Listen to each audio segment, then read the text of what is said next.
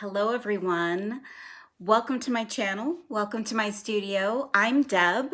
I am a jewelry designer and self-proclaimed jewelry nut. If you are a subscriber, thank you so much for coming back. If you're not yet a subscriber, I have a video that talks about what this channel is all about. Let me bottom line it for you. This channel is all about jewelry. We're doing everything related to jewelry here. So I hope that you'll join me. Hit that subscribe button and feel free to comment on the video, ask questions, give me suggestions on things you'd like to see here. Very open to all of that. No haters, please. Anyway, I'm just getting started on this channel, and this video is actually part 2 of my Tucson adventures. I'll recap for you. Annually, I make a trip to the Tucson Gem Show, which is actually not one show, but in fact a conglomeration of a lot of shows. And the Tucson Gem Show has been around a really long time. It started out as really more of a rock and mineral show, but in today's world, you can get anything from fine diamond necklaces to a dinosaur bone.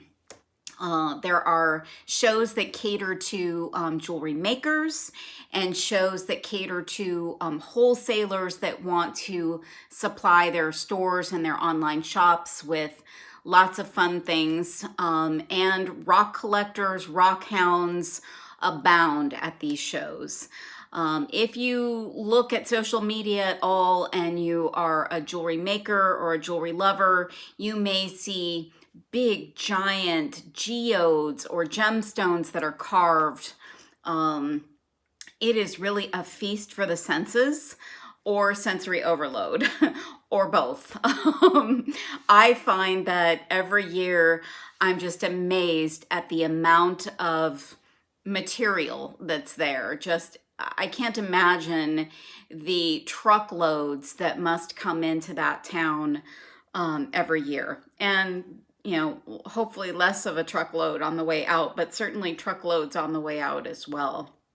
So I make a trek every year. I live now for the last 4 years within driving distance, but I used to travel by plane to visit the shows. But I live within driving distance, but I typically stay because I live just far enough away that it would be really tough to do it every day back up and down the highway.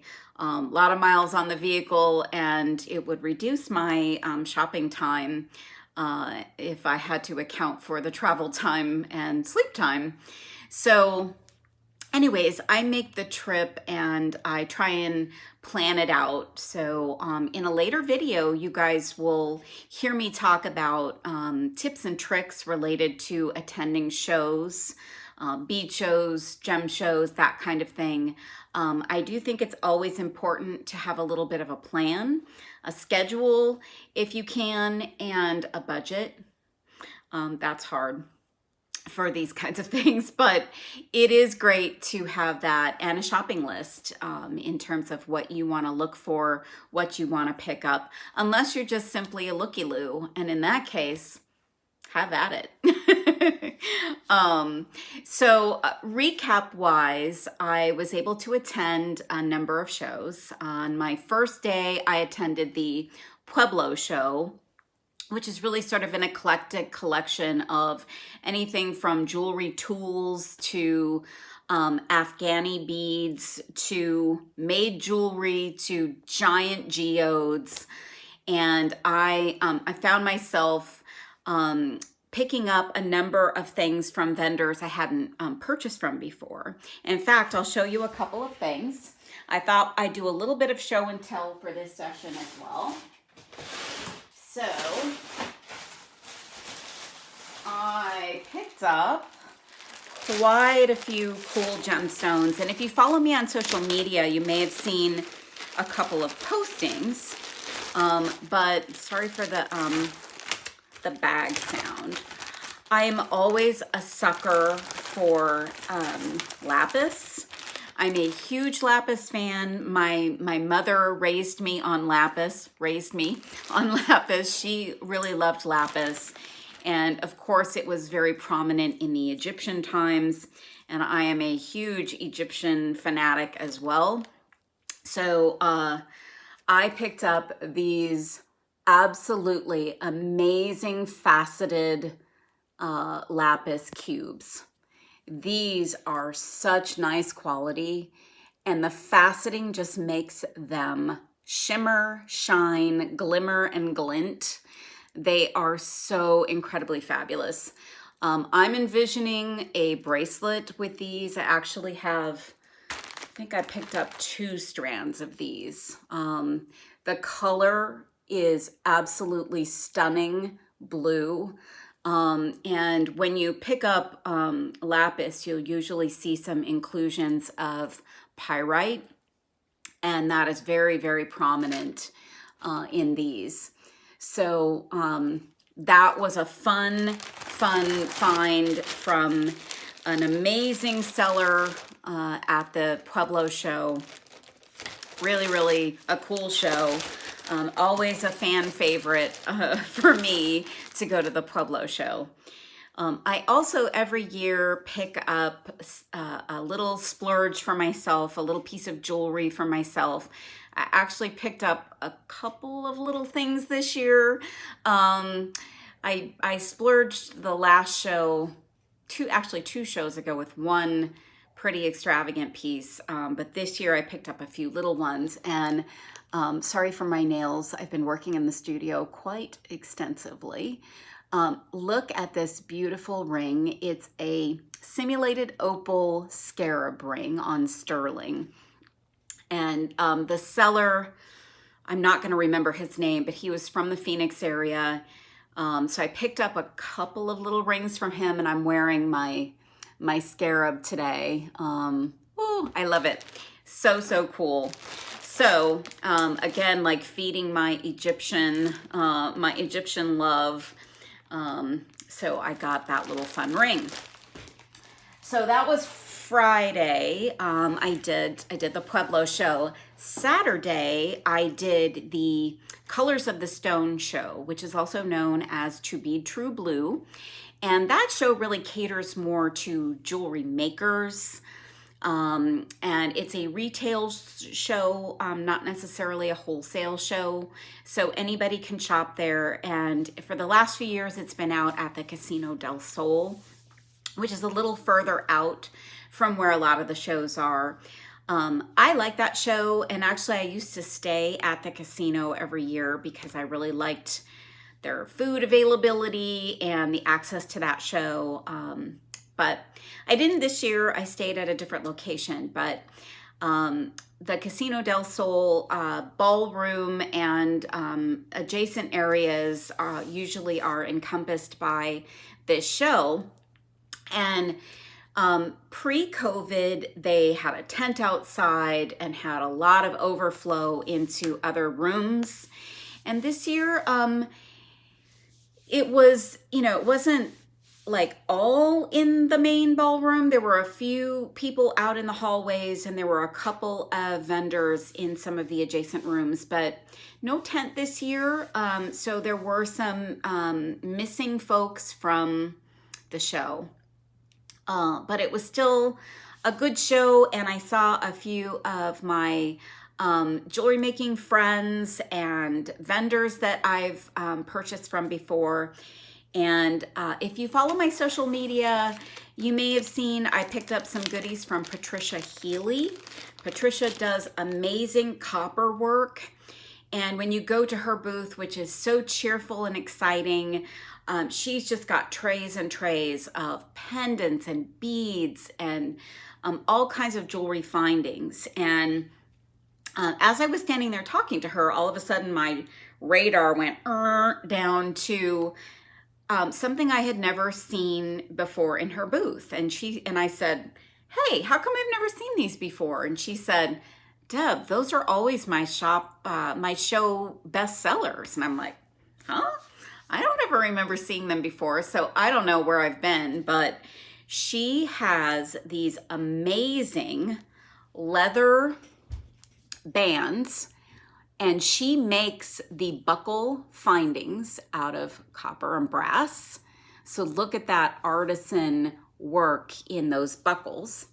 And she has the leather pieces in all different colors and textures of leather. And then you can pick out your own slider or sliders to go on your bracelet. And I am an elephant fanatic as well. So I picked out one of her copper elephants, and he's just so, so cute. And it just slides right onto your piece of leather. And it's a little leather buckle bracelet. So this was another treasure I picked up for myself this year. I love Patricia's work, and I did pick up a lot of pieces to put into my jewelry designs, but this baby is staying with me. Oh my gosh, I just love this little elephant. So adorable. And the leather is kind of a coppery tone. I intentionally wanted more of a monochromatic look. So fun. And if anybody is interested in Patricia's work, I can certainly drop her information into the details of the video so you can find her. And if you follow me on social media, I did post some beads that I picked up from her and her business cards. So if you follow me on Insta or on Facebook, I posted that out there. What else did I do at that show? So there is a vendor that has been showing up there for years, and I'm sorry, I got like a piece of hair that's unruly.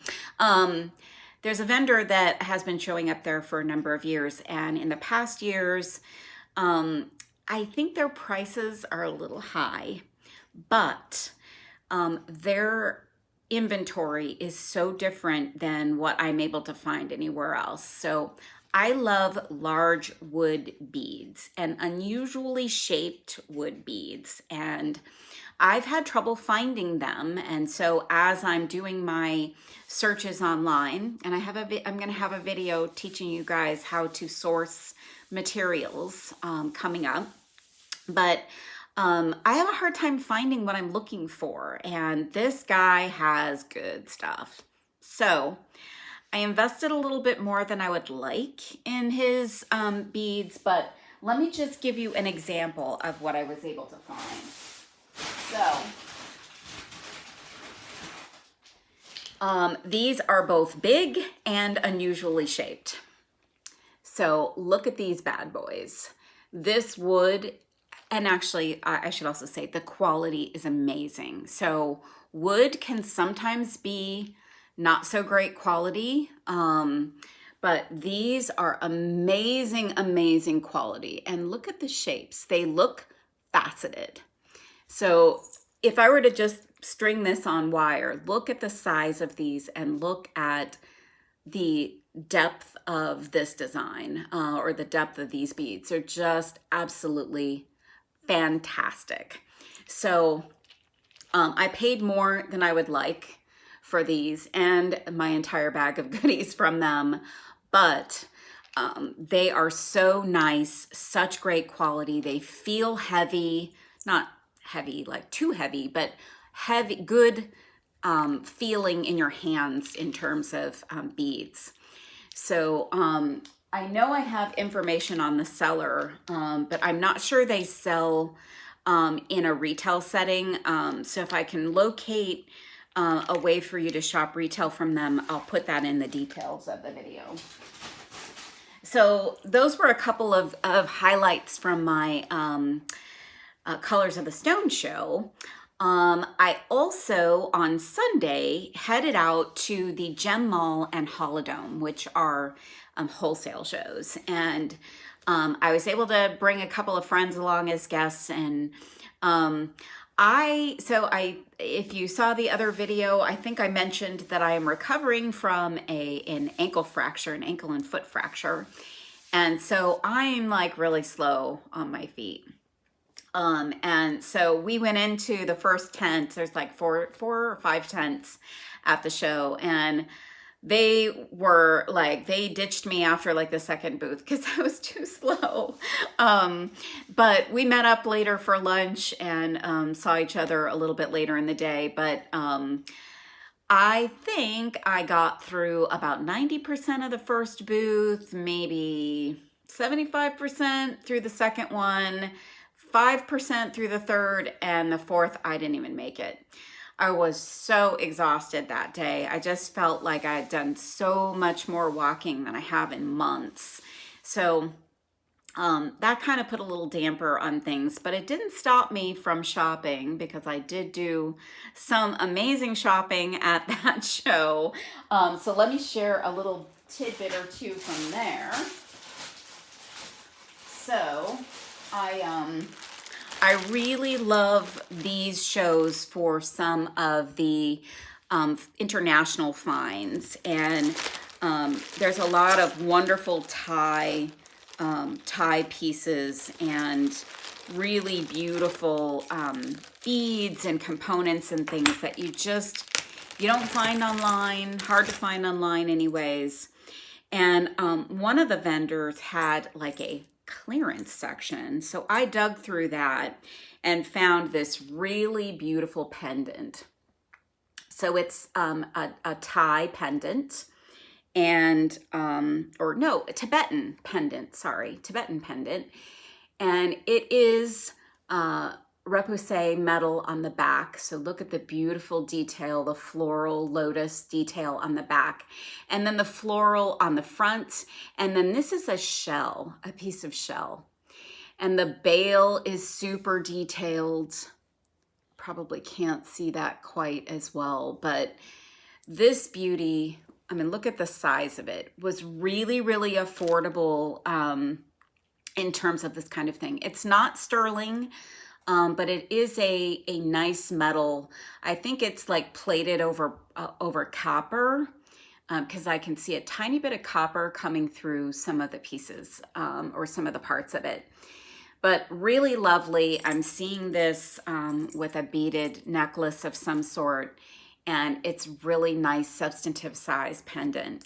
So that was a nice find. I think this was less than 20, which is a really great deal for something like that.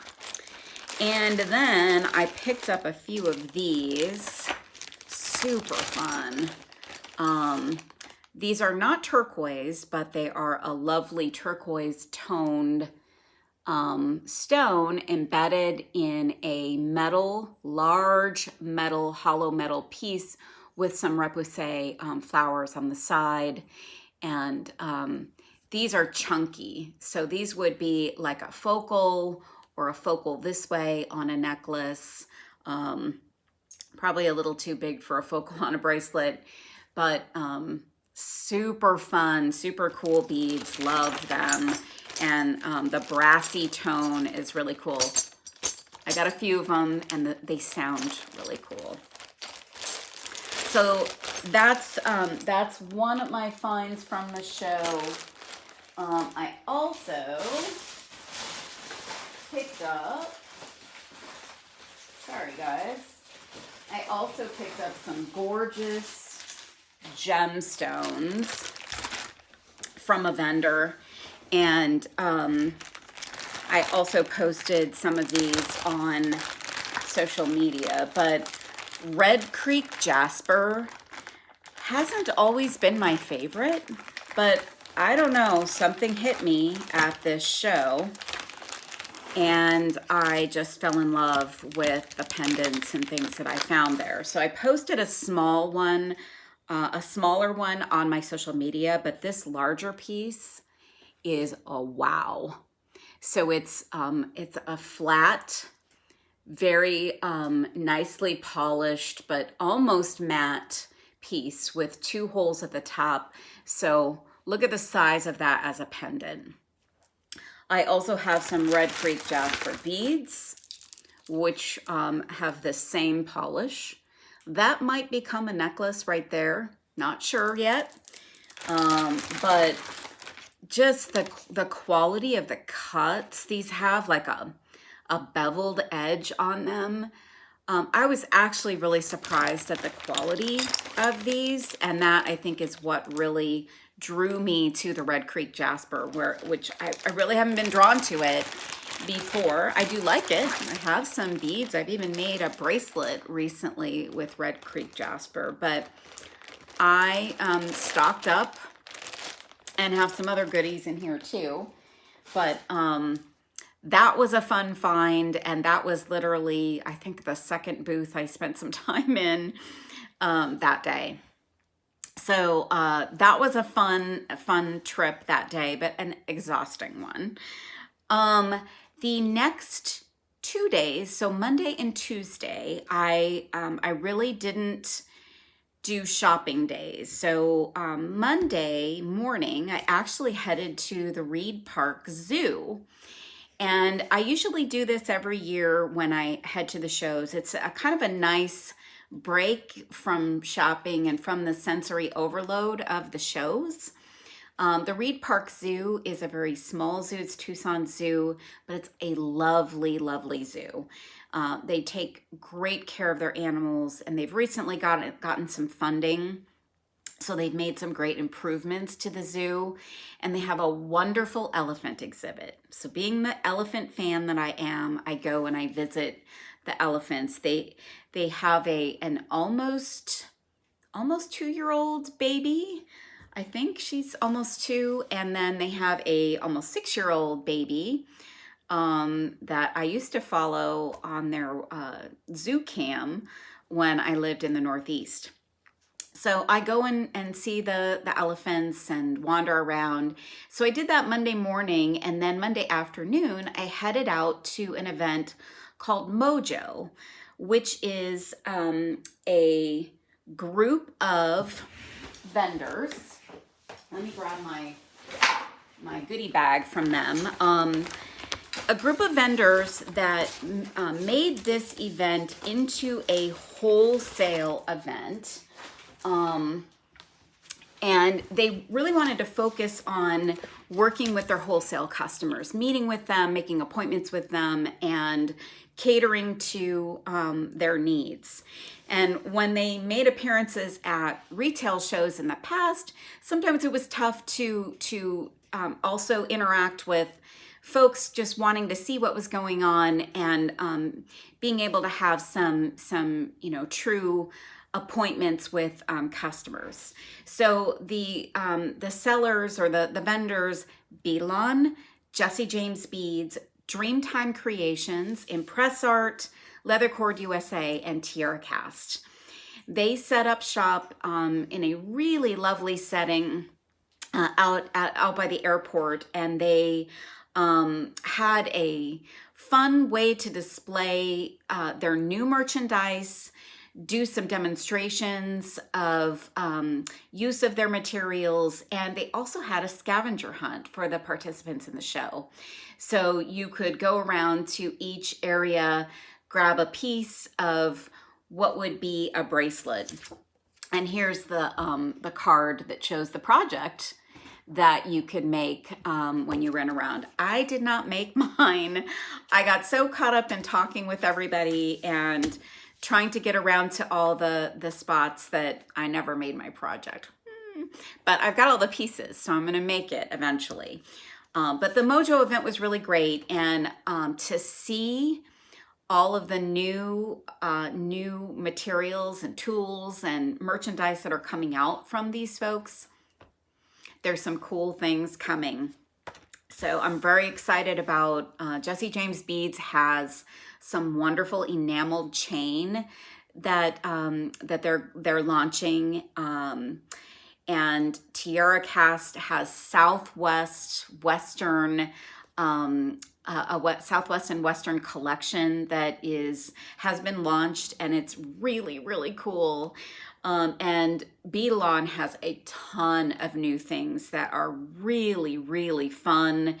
Also very environmentally conscious, that kind of thing. So lots of cool stuff. So getting around to see all of that, I didn't even see it all. I didn't even talk to everybody or see it all. So that was a great show. Got to do that show. And then On Tuesday, I went back, and what I did was I worked for Jesse James Beads in their booth and worked on their make and take, which was a cool pair of earrings with very cool celestial beads, boho beads. If you know their beads, really, really cool celestial boho bead that they put onto leather. And also just did some design work with some of their new materials and chain, and also the charms and things that they put into one of their mixes for the show. So that was such a fun time, and I was able to see some other folks that popped into the show that I hadn't seen for a while. So that was so much fun. And then my last day of the show, last full day of the show, I hit the Keno show with my friend Brittany Chavers. We went around and looked at that eclectic collection of things. So lots of fun stuff there. Lots of fun rocks and minerals and gems at that show. There was a really neat booth right kind of in the first place where we started outside. And they had a really interesting collection of things. They were from Colorado. I don't remember their name, but they had some beads. So they had a collection of vintage beads that they had acquired from someone. They had some bone materials, so some beads and some other things. They had antlers and horns, and they had feathers, like all kinds of feathers. And I enjoy feathers. They had full, like, fans of turkey feathers from a turkey wing. They had colorful feathers. They had peacock feathers. They also had tea, which I picked up some tea for myself because I love tea. And this is kind of a weird thing, and maybe people will think, oh my God, you're a nutball. But they had a bobcat tail. So we get bobcats here at my house. Like, I've had bobcats on my pool deck and on my patio, and they come through here. I love them, and I don't believe this was like any animal was killed to get this, but acquired from a bobcat that was already dead. And this little fur tail, since it was already available, I acquired it. I plan to do something with it, probably just for myself because no one else would understand it. But I did pick that up. I know it's weird. Sorry. Don't hate me because I thought it was interesting. So I picked that up. What else?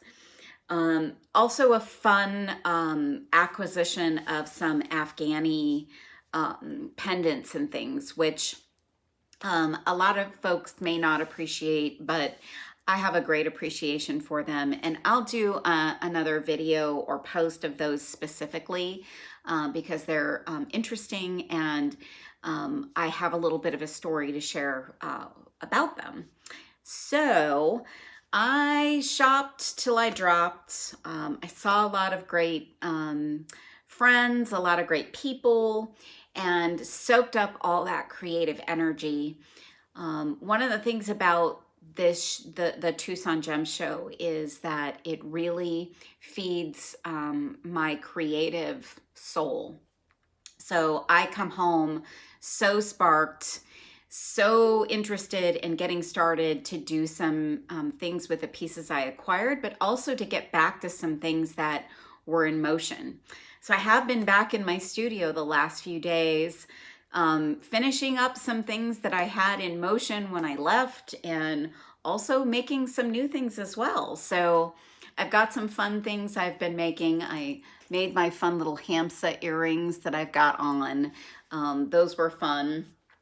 Also, I'll be sharing these shortly, but I have a little collection of Southwest bracelets that I'll be posting. So lots and lots of creativity was stirred up coming out of the show.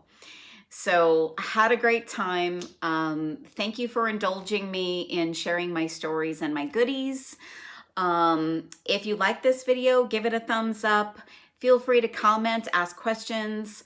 And if you please would subscribe, I would greatly appreciate it. And if you want to be made aware of new content, hit that reminders button and you'll get a notification when new content has been added. I have a couple more videos coming up. Still trying to get with eventually the goal of about 3 videos a week. I'm not there yet, but we're going to start having more content available very, very soon. So thank you very much for being here. Have a great day. Love you all. Bye.